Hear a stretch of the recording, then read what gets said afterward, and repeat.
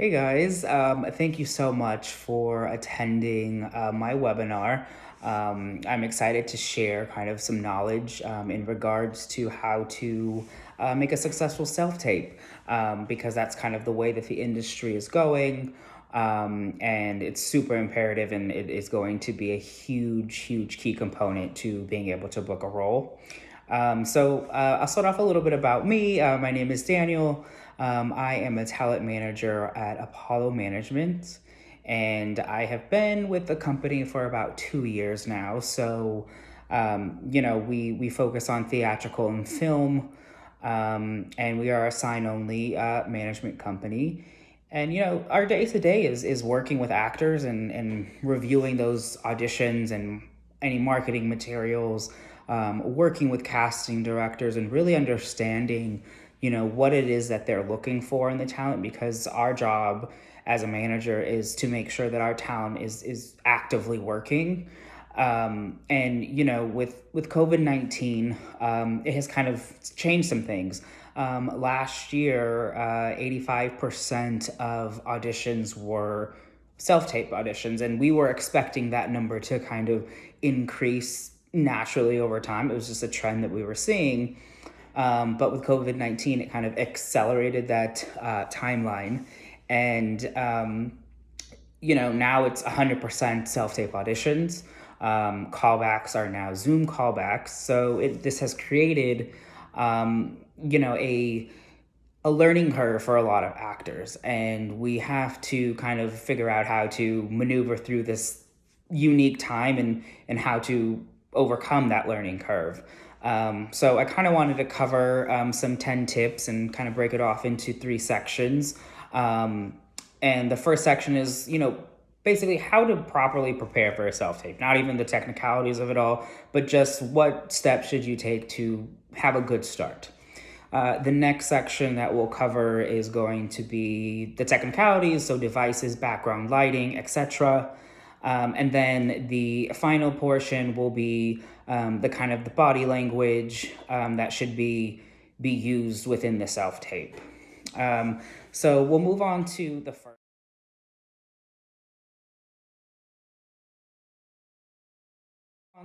first section. So my first tip to you guys is know your lines. I can't stress that enough. I know it sounds probably like straightforward. So know your lines, really analyze your sides. If there's a comma, pause for the comma. If there's an ellipses, do all those type of things and pay attention to the actual lines of your sides. And then, also be mindful, these are people that are creating, so don't make it your own without dropping lines and stuff like that. You really want to put forward your personality, but you need to know your lines, and this is how it was intended to be written. So it's your job to make it come to life. The next topic that we're going to be covering is following the Slate instructions. Slate instructions are really important. They usually are recommended to be put at the end of your audition, so that way it doesn't ruin the flow of the audition itself. So if you're auditioning for something that is in a British accent and you're American, you want to see that, you want them to see your talent as with that you have in creating that accent, and then at the very end you have an American accent or just some different type of accent other than what is given. That'll really showcase your talent and help you stand out. But your slate shot is really important because it shows, not only the tech, like how old you are, where you're located, but it shows a little bit of your personality. So make sure that you're following those instructions. They're very specific. They want you to be a certain way or an up and down shot and specific information. It could even be, what do you like to do on the weekends? So be sure to always follow your slate instructions. And then three, you always want to make sure that you have a strong reader. There's been a few times where I've seen actors submit auditions that have no readers, so it almost becomes a monologue. The reason that you have a reader is because you want to see the interaction between characters. So you kind of get those peaks and valleys and can kind of feel the motion of the scene. So make sure that you have a strong reader that you can really play off of and that can really add to the scene, and that can really help you get into character.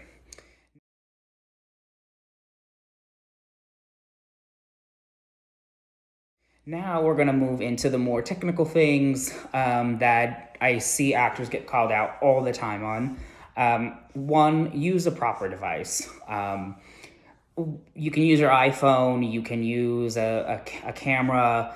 I wouldn't suggest using a laptop. So you always want to make sure that you have a device that is clear and crisp and that you can really see everything about you. You know, you don't want anything that's going to distort your image, that makes you hard to see or hard to hear. So I recommend, again, using an iPod. An iPod will always do. Just get a tripod, and then have it angled in the required slate. And yeah, so just make sure you're always using the proper device.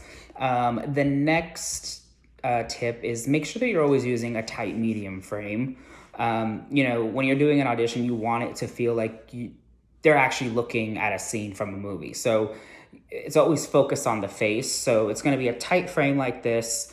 And really, you know, you have to watch your facial expressions. So just always make sure you're using the tight frame. And sometimes it also will specify within the actual audition instructions, you know, what type of frame that they want, because they want to really get a feel for it. You know, I think some actors think, you know, this is not a serious thing and it's not filming, but it's good to give them an example of how you would look on camera and how you would look on people's TV screens or film, you know, in the theater. So always make sure to use a tight medium frame when you are doing a self-tape. The next topic that I want to cover is lighting. I think lighting is super, super, super important. You know, you don't want to be overcast or too white. You don't want to be too yellow. It should just be a lighting that just is a natural lighting that just looks good, and just showcases your looks. You know what I mean? Don't be too dark. Don't have a shadow in the background. So be aware of that. You don't want anything to distract the casting directors from you. You know, we should all be focused on your acting. And then that kind of brings me into the next topic, was you need to have the correct background. I've seen actors auditions and they have, you know, like a whole art case behind them. And then all of a sudden you become more interested in that small picture of the dog on the shelf. And then I'm starting to look at that. Oh, what kind of dog is that? So you want to have a solid background. Usually the standard is like a blue background, gray background, something that is not distracting. And then also be aware of your background, because you also do not want to match your background. So be sure you're mindful of what you're wearing. And yeah, just always keep the focus on you. You know, that's really what it is you need to have the focus be on you, and you shouldn't have anything distracted from that. So now we're going to move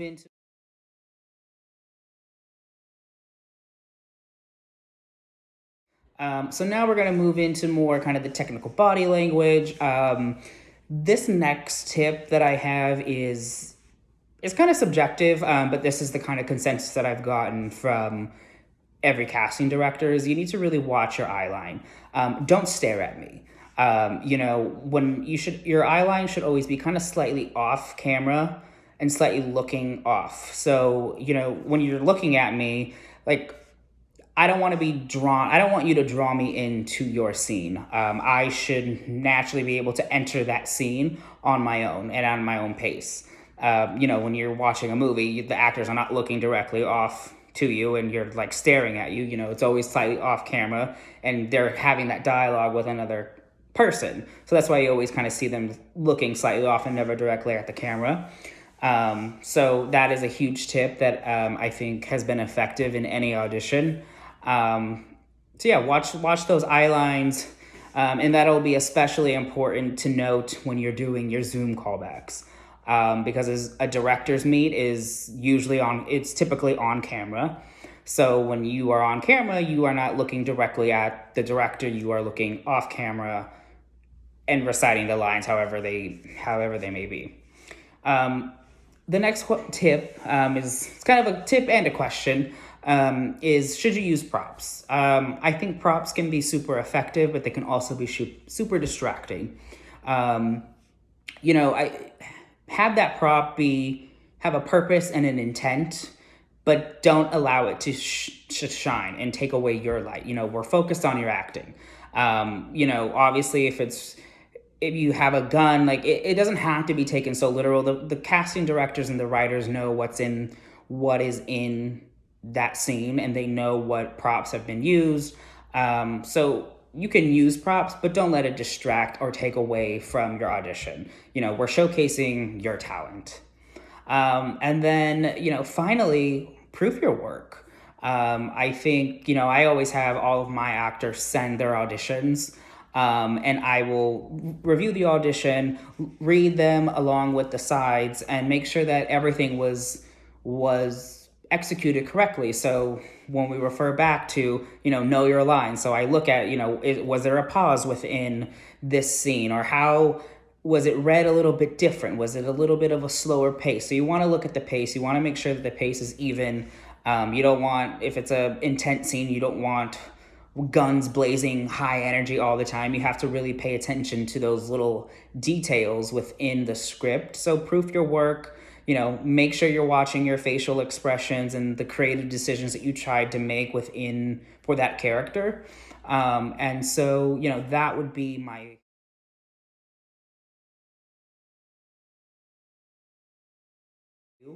And yeah, that is the tips that I have for you today. They were quick, they're easy, and they will definitely help you be successful with your self tapes.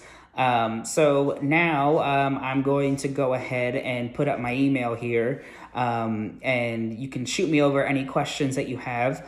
My email's there on the slide. It's daniel@apollomanagement.com. And yeah, feel free to shoot me any emails. I'm happy to answer any of your questions. And good luck out there and break a leg.